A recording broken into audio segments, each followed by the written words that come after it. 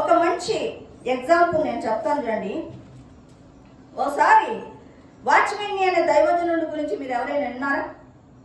వాచ్మెన్ని తల్లి షియాంగో, ఆమె పేరేంటి?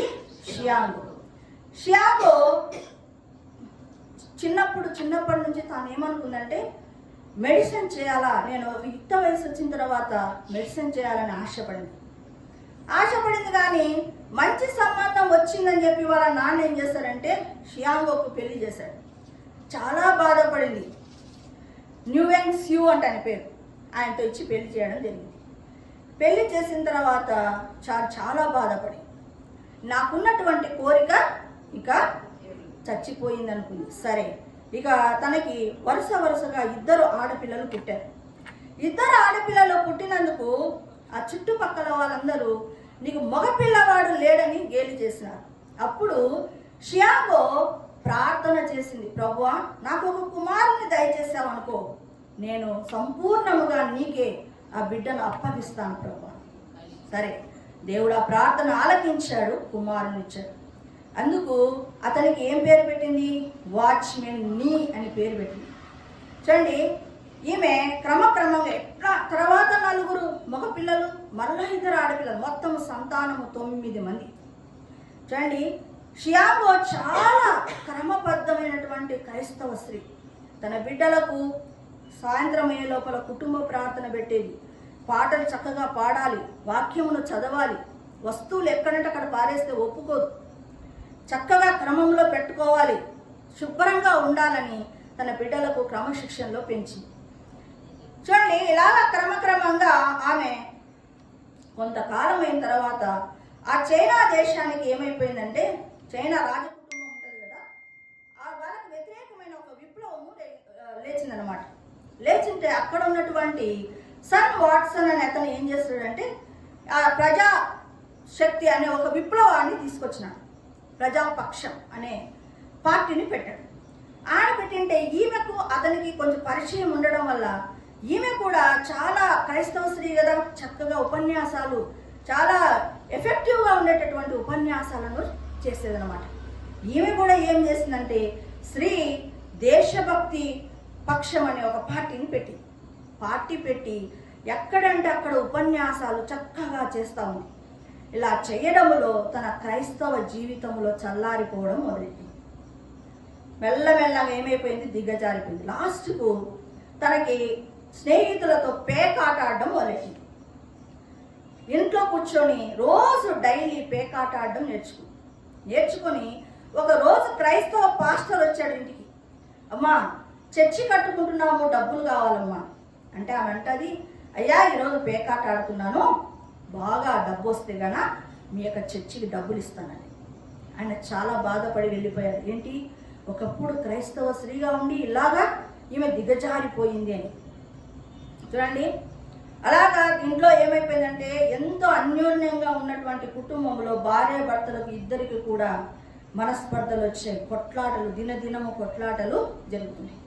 ఓ రోజు ఏమైందంటే ఇంట్లో ఒక విలువైన వస్తువు పగిలిపోయింటే ఈమె ఏం చేసింది? తల్లి షియాంగో వాచ్మెన్ నీ పగలగొట్టాడని చెప్పి, అది నేను కాదమ్మా అంటున్నా కూడా ఈ షియాంగో చాలా విపరీతంగా తిట్టి బాగా దెబ్బలేసి ఆ పిల్లవాడు వాచ్మెన్ ని చాలా బాధపడి ఏమీ మాట్లాడకుండా మౌనంగా ఉండిపోయాడు.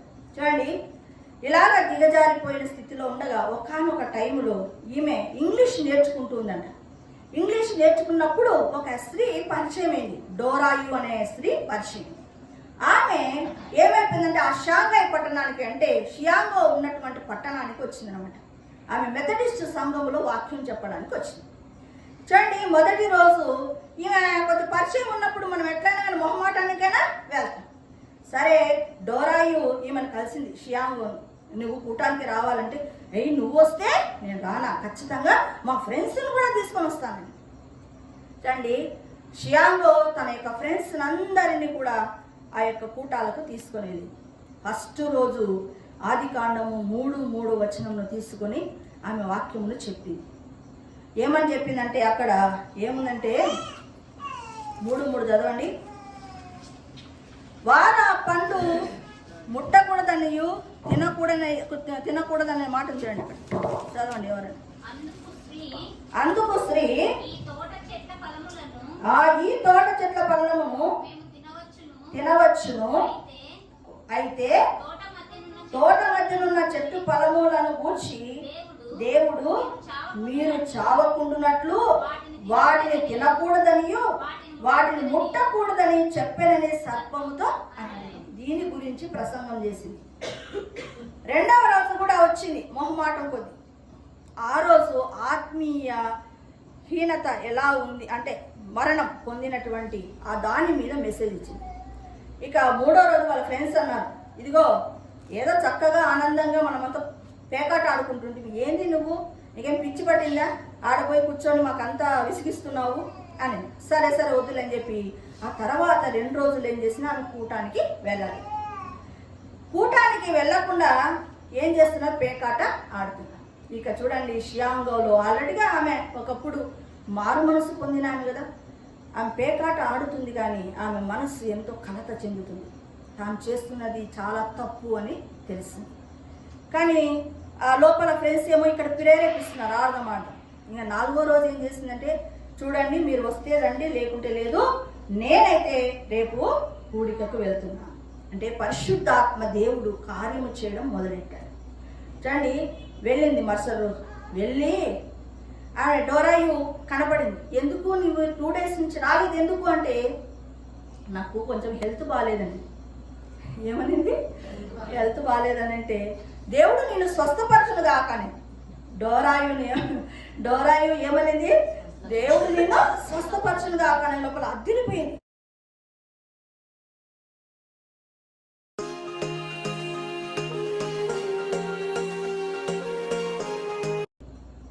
నిజంగానే దేవుడు ఆ రోజు క్రీస్తు యొక్క శ్రమలను గురించి వాక్యం చెప్పింది ఆమె డోరాయు పాస్టమ్.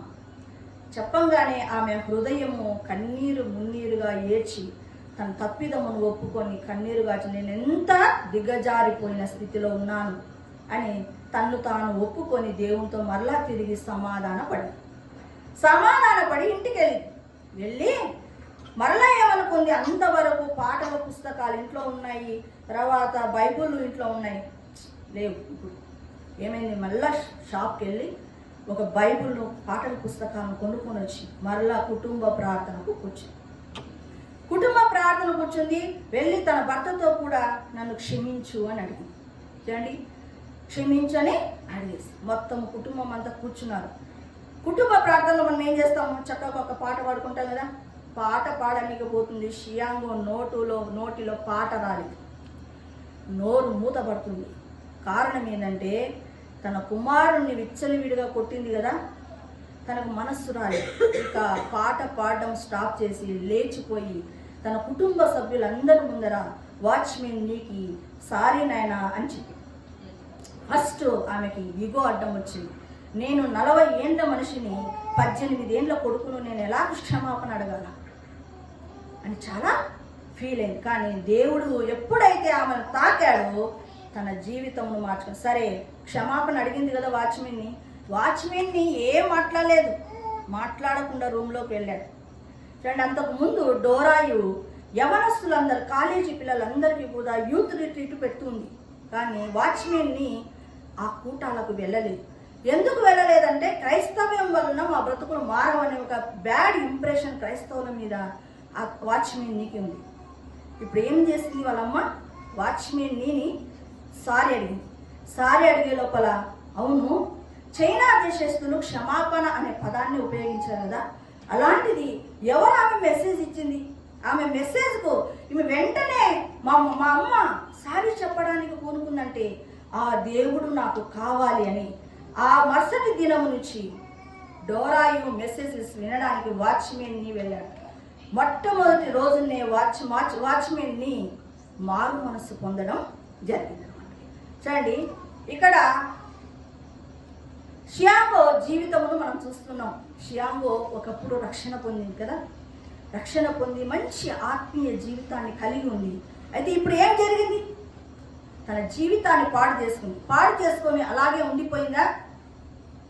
ఎప్పుడైతే నువ్వు మందిరానికి వస్తావో ఏదో ఒక దినమున దేవుడు నీతో మాట్లాడతాడు. మన మందిరానికి రాము, సహవాసానికి రావడం వల్ల నువ్వు మరలా రేపబడతావు. నీవు మరలా అగ్నిలో తీసిన కొయ్యి వలె తయారవుతావు. అని మందిరానికి రావడానికి ఎంతమందికి ఆసక్తి ఉంది? లేదు. చూడండి, ఎప్పుడైతే డోరాయు ప్రసంగాలను వినిందో షియాంగో తన జీవితాన్ని మార్చుకుంది. అంటే అలాగూ మన బ్రతుకును మార్చుకోవాలి. వాక్యం వినడం